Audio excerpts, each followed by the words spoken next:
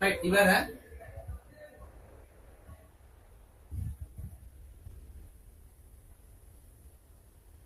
இவரை இவரால பிரிக்கிறீங்களா உங்களுக்கு என்ன வரும்?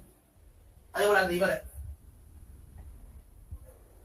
நான் எலிமெண்ட் தாயத்தை பயன்படுத்தி செய்யக்கூடிய மாதிரி தான் கேட்கணும். நோங்களா பிரிக்கிறீங்க.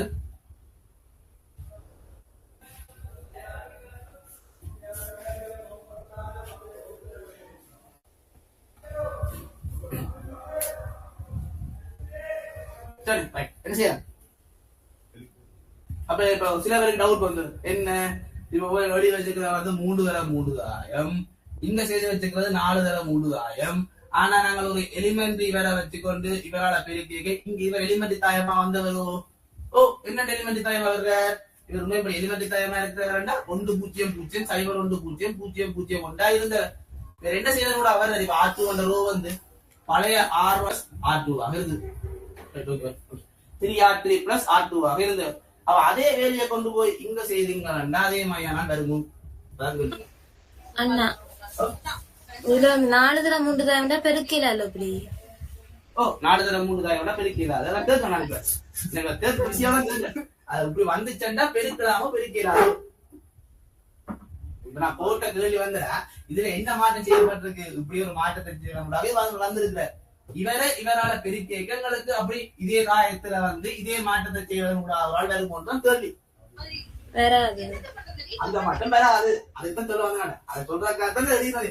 அதாவது அப்ப நீங்க இப்படி ஒரு எலிமெண்ட் தாயத்திலே இருந்து என்ன ஒரு தாயத்தை பெருக்கிறீங்க என்றாலும் எல்லாத்துக்கும் பெருக்கிறாரு. எலிமெண்ட் தாயமா இருந்துச்சுட்டா நீங்க கட்டாயம் என்ன செய்யணும்? முதலாவது பருமன் பெருக்கப்படக்கூடிய ஆளாவோ இருந்துச்சென்றாக்க இதே பருமன் இருக்கக்கூடிய அதை சொல்றதுதான் போயிட்டேன்.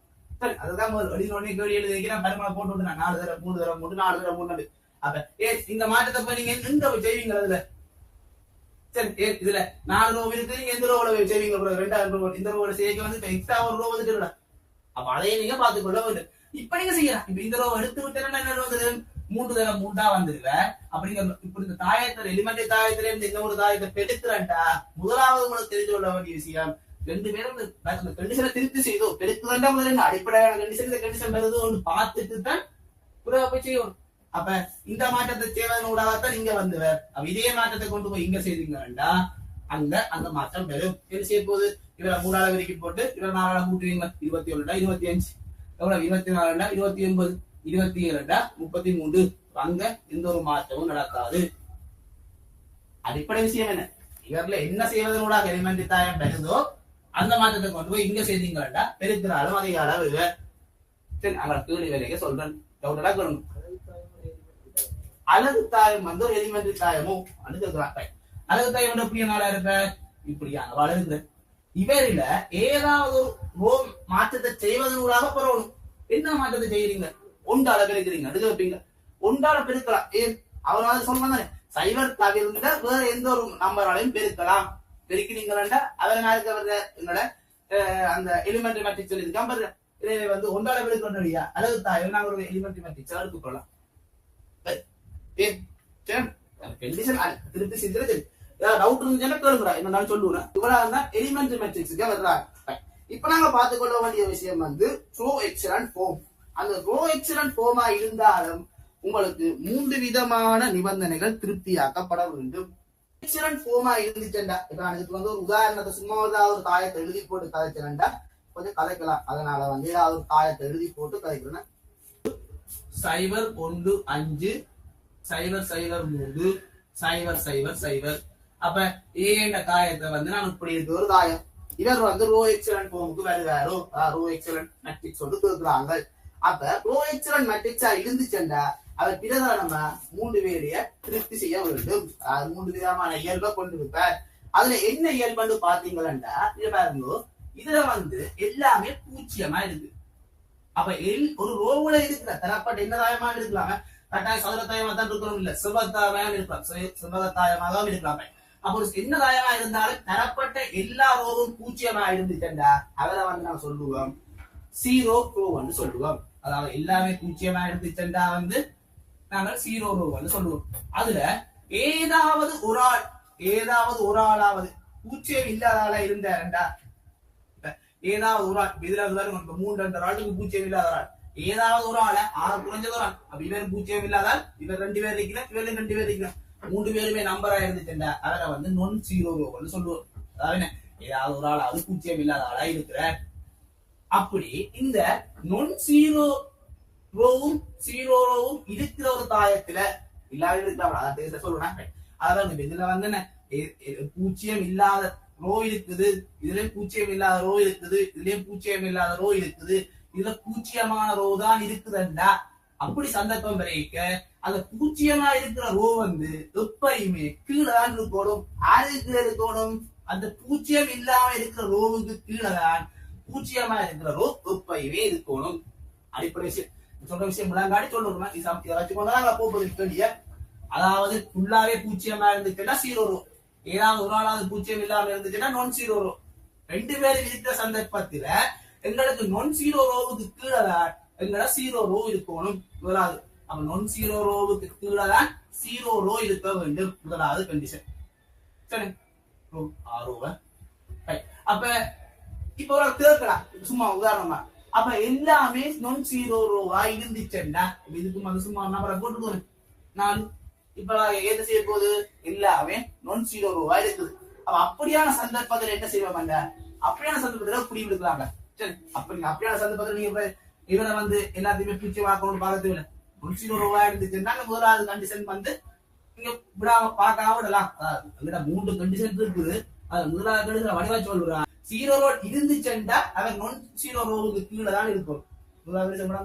அதாவது நாங்க தரப்பட்ட தாயத்துல எல்லாமே பூஜ்ஜியமாகிய ரோ இருந்துச்சுண்டா பூஜ்ஜியம் இல்லாம இருக்கிற ரோவுக்கு கீழே இருக்கிறவர் வந்து பூஜ்ஜியமான ரோவாக நாங்கள் கொண்டு வரணும். சொல்ல விஷயம் முதலாவது. அப்ப முதலாவது கண்டிஷனை பார்க்க என்ன செய்ய போகுது? திருப்தியாக்குற திருப்தியாக இல்லையோ? திருப்தியாக்குற. அதே போல 2வது கண்டிஷன் எங்களுக்கு சொல்லுதுன்னா ஏதாவது ஒரு ரோபோ போய் பாருங்க. இப்ப முதலாவது ரோபோ போய் பாக்குறேன். முதலாவது ரோபோ போய் பார்க்க ஆறு வந்து எத்தனையாளா இருக்கிறவர் வந்து எங்களுக்கு பூஜ்ஜியம் இல்லாத ஒரு ஆளா இருக்கிற முதலாவது இருக்கிறவரே பூஜ்ஜியம் இல்லாத ஆளா இருக்கிற. முதலாவது ரோபோ போய் பார்க்க முதலாவது இருக்கிறவரே பூஜ்ஜியம் இல்லாத ஆளா இருக்கிற. அவருக்கு கீழே இருக்கிற எல்லா மூலமும் பூஜ்ஜியமாக வரும். அப்படி எல்லாரும் போய் பார்க்க கூடாது. அதாவது முதலாவது ரோபோ போய் பார்க்க முதலாவது இருக்கிறவர் வந்து பூஜ்ஜியம் இல்லாத ஒரு ஆளா இருக்கிற. பூஜ்ஜியம் இல்லாம இருக்கிற அவருக்கு கீழே இருக்கிற எல்லாருமே பூஜ்ஜியம். 2வது ரோபோ போய் பாக்குறேன். எங்க இருக்கிறாள் வருது? இங்க இருக்கிறாளா? பூஜ்ஜியம் இல்லாத ஒரு ஆளா இருக்கிற. அவருக்கு கீழே இருக்கிறாங்க எல்லாரும் என்னவா இருக்குது? பூஜ்ஜியமா வருது. அதே போல 3வது ரோபோ போய் பாக்குறேன். அதுல பாருங்க பூஜ்ஜியம் இல்லாத ஆள் முதலாவது இருக்கிறாளா இருக்கணுமா? இப்படி இவரும் பூஜ்ஜியம் இல்லாத ஒரு ஆளா தான் இருக்கிற, இவரும் பூஜ்ஜியம் இல்லாத ஒரு ஆளா தான் இருக்கிற. 2வது ரோபோ போய் பார்க்க 2வது ரோபோ போய் பார்க்க முதலாவதா இவர் பூஜ்ஜியம் இல்லாத ஒரு ஆள் வர்றார். எத்தனாவது இருக்கிறார்? 2வது இருக்கிறார். அது கீழே இருக்கிற மூலகம் எல்லாமே உங்களுக்கு பூஜ்ஜியமா வரணும். 3வது ரோபோ போய் பார்க்கிறேன். 3வது இருக்கிறவர் வந்து பூஜ்ஜியம் இல்லாத ஒரு ஆளா இருக்கிற, அவரு கீழே இருக்கிற எல்லாருமே பூஜ்ஜியமா இருந்துச்சுண்டா 2வது நிபந்தனை திருப்தியாக்கப்படும். அப்ப 2வது நிபந்தனை என்ன சொல்லுது? நீங்கள் போய் தரப்பட்ட தாயத்துல எல்லா ரோவையும் பார்க்கணும். முதலாவது ரோவை போய் பார்க்க அங்க நான் ஜீரோவாக ஒரு எலிமெண்ட் இருந்துச்சுண்டா அந்த குளத்துல இருக்கிற மிச்ச மூலகங்கள் எல்லாமே கீழே இருக்கிற மூலகங்கள் எல்லாமே பூஜ்ஜியமாக வரும். அப்படி எல்லா குளத்தையும் பார்ப்போம். இவர் இருந்துச்சென்றால்தான் 2வது நிபந்தனை திருப்தியாக்கப்படும். சரி, அதே போல அடுத்த 3வது நிபந்தனை சொல்லுது முதலாவது ரோகுலவை பார்க்க முதலாவது இருக்கிற ரோவை பாத்தீங்கன்னா அங்க இருக்கிற நொன் பூஜ்ஜியமா இருக்கக்கூடிய மூலகத்துக்கு இந்த மூலகத்திற்கு அடுத்த ரோவுல இருக்கக்கூடிய நொன் பூஜ்ஜியமா இருக்கக்கூடிய மூலகம் வந்து இங்கால பார்த்தமா தான் இருக்கணும். முதலாவதா இருக்கிறவருக்கு அடுத்தது இருக்கிறவர் இங்கால தான் இருக்கணும். இப்ப இந்த ரோவை போய் பாத்தீங்கன்னா எங்க இருக்கிறார்? இங்க இருக்கிறார். அடுத்த ரோவை போய் பாத்தீங்கன்னா எங்க இருக்கிறார்? இங்க இருக்கிறார். அப்ப இவருக்கு அடுத்ததா இருக்கிறவர் எங்க இருக்கணும்? வலது பக்கம் இருக்கணும். நீங்க மாறி காய்ச்சீங்கன்னா அதாவது மேலே இருக்கிற ரோவுக்கு வந்து அடுத்த ரோவுல இருக்கக்கூடிய பூஜ்ஜியம் இல்லாத ஒரு மூலகம் வந்து எங்களுக்கு எந்த பக்கம் இருக்கணும்? வலது பக்கம் இருக்கணும். இவருக்கு இவர் வலது பக்கம், இவருக்கு அடுத்தது வந்து வலது பக்கம் இருக்கணும். இந்த 3 கண்டிஷனும் திருப்தியாக்கப்பட்டுச்சுதான் அவர் வந்து இப்படியான ஆளா இருப்பார். இவர் ஒரு ரோ எக்ஸலன்ட் ஃபார்முலா இருக்கிற. அப்படி தராட்டி தர பண்ணணும். பண்ணினாத்தான் ரோ எக்ஸலன்ட் ஃபார்முக்கு நாங்கள் அதை சுருக்கிக் கொள்வோம். அவனால கணக்கு நாலஞ்சு தாயத்தை எழுதி போட்டு ரோ எக்ஸலன்ட் ஃபார்முலா சொல்றாங்க. இந்த டாக்டர் சொல்றாங்க தரப்பட்டவர் வந்து என்ன செய்யற முதலாவது ரோ எக்ஸலன்ட் ஃபார்முலா இருக்கிற. அப்ப என்ன 2 பேரை எழுதுறேன் அது வர்றாரு பார்ப்போம். பாருங்க 6 0 -1 0 0 1 0 0 0. இப்ப இவர் வந்து ரோ எக்ஸலன் ஃபார்முக்கு வருவாரோ வரமாட்டாரோ அவரை மட்டும் சொல்லுங்க. அதாவது 3 கண்டிஷனையும் பார்க்கணுமே. முதலாம் கண்டிஷன் பார்க்க வந்து நீங்க என்ன செய்யணும், அதெல்லாம் வந்து பூச்சியமான ஆள் இருந்துக்கண்டா முதலாவது பார்க்கணும். ஒருத்தருமே பூச்சிய ரோ இல்லாட்டி முதலாவது நீங்க விடலாம். அப்ப இதுல நமக்கு என்ன பூச்சியமான ரோ இருக்கிற அவர் வந்து எங்க இருக்கிற நொன் பூச்சியமா இருக்கக்கூடிய ரோ கீழான் இருக்கிற முதலாவது கண்டிஷன் சரி. இரண்டாவது கண்டிஷன் என்ன சொல்றது, ஏதாவது ஒரு ரோவை போய் பார்க்க முதலாவதா இருக்கக்கூடிய நொன் சீரோவாகிய மூலகம் இங்க இருக்கிற முதலாவதா இருக்கிற அது எல்லா மூலகங்களும் பூச்சியமா இருக்குது. சரி, இரண்டாம் ரோவை போய் பாக்குறேன் எங்க இருக்கிற நொன் சீரோ எலிமெண்ட் மூன்றாவதா இருக்கிற அவருக்கு இருக்கக்கூடிய எல்லாருமே பூச்சியமா இருக்கிற. சரி, மூன்றாம் ரோவை போய் பாக்குறேன் ஒருத்தருமே இல்ல, வேற நாங்க பார்க்கறது ஒருத்தருமே இல்லை. ஓகே, அப்ப இரண்டாம் நிபந்தனை திருப்தியாகப்படுது. மூன்றாம் நிபந்தனை இப்போ முதலாம் ரோவில் இருக்கக்கூடிய நொன் சீரோ எலிமெண்ட் முதலாவதா இருக்கக்கூடிய 6, இரண்டாவது இருக்கக்கூடிய மூலத்துக்கு போற 1, 6க்கு 1 என்பது வலது பக்கம் இருக்கிற இவருக்கு இங்க வாங்கிக்க வலது பக்கமா இருக்கிற. அடுத்த ஆளையும் போய் பார்க்கணும், இவர் திருப்தியாக போட்டு இவர் திருப்தியாக இருக்கிற எல்லாருமே அப்படி உண்மையா இருக்கணும். இந்த தரப்பட்டவருக்கு அடுத்ததா இருக்கிறவர் வந்து இவருக்கு வலது பக்கமா இருக்கக்கூடிய கண்டிஷன் எல்லா ரோவுக்குமே பொருந்தும். அப்ப இந்த ரோவுல போய் பாத்தீங்கன்னா எல்லாமே பூஜ்ஜியமா இருக்கிற. எனவே வந்து நீங்க ஒருத்தருமே கணக்கு சொல்றது. அப்ப இந்த 3 கண்டிஷன் திருப்தியாக்குறபடியா இவர் வந்து எப்படியா இருக்கிறார், எங்களோட ரோ எக்ஸலன் ஃபார்முக்கு திருப்தி செய்யறவங்களா இருக்கிறார். அதே போல அடுத்த ஒரு மூலத்தை பார்ப்போம். 3 0 1 5 3 0 2 0 0 0. அப்ப இவர் வந்து ரோ எக்ஸலன் ஃபார்முக்கு வர்றாரோ இல்லையோ சொல்லுங்க. ரோ எக்ஸலன் ஃபார்முக்கு வருவாரோ வரமாட்டேன். ஏன் வரமாட்டேன், முதலாவது கண்டிஷன் உங்களுக்கு பொருந்தும்.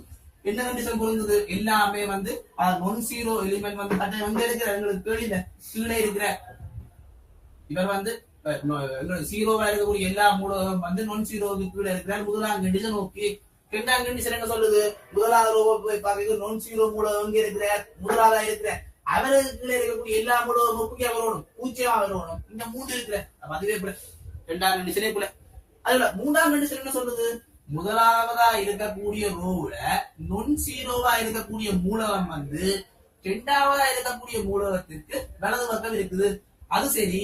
அதே போல மூன்றாவது இருக்கிற பாத்தீங்கன்னா இவர் இங்க இருக்கிற அவர் அங்க இருக்கிற எதை வேலை செய்ய போகுது இங்க பிழைக்குது.